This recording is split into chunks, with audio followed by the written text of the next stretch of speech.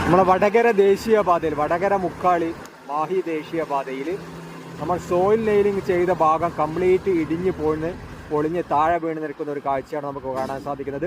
ദേശീയപാതയിൽ രാവിലെ തൊട്ട് ട്രാഫിക് ബ്ലോക്കാണ്. രാവിലെ ഏകദേശം 7:30 കൂടിയിട്ടാണ് ഈ ഭാഗം ഇടിഞ്ഞു പൊളിഞ്ഞ് താഴോട്ടേക്ക് പോന്നിരിക്കുന്നത്. ഇപ്പം ഏകദേശം 3 മണിയായി. 3 മണി ആ സമയത്തും ട്രാഫിക് ബ്ലോക്ക് അങ്ങേയറ്റം ദുരന്തമായിട്ടുള്ള ഒരു കാഴ്ച തന്നെയാണ് നമുക്ക് കാണാൻ സാധിക്കുന്നത്. ഈ ദേശീയപാതയിൽ ഈ ചേടി മണ്ണിൻ്റെ മുകളിലാണ് സോയിൽ നെയിലിംഗ് ചെയ്തിരിക്കുന്നത്.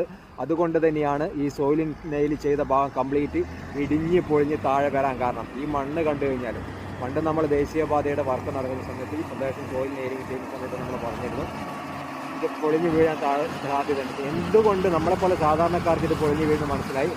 എൻജിനീയേഴ്സിനും അതേപോലെ വാഗാർഡിനും NHIക്കും വർക്ക് ചെയ്യുമ്പോൾ മോണിറ്റർ ചെയ്തുകൊണ്ട് ഇത് പൊളിഞ്ഞു വീഴാൻ സാധ്യതയുണ്ടെന്ന് പറയാൻ കഴിയാത്തത്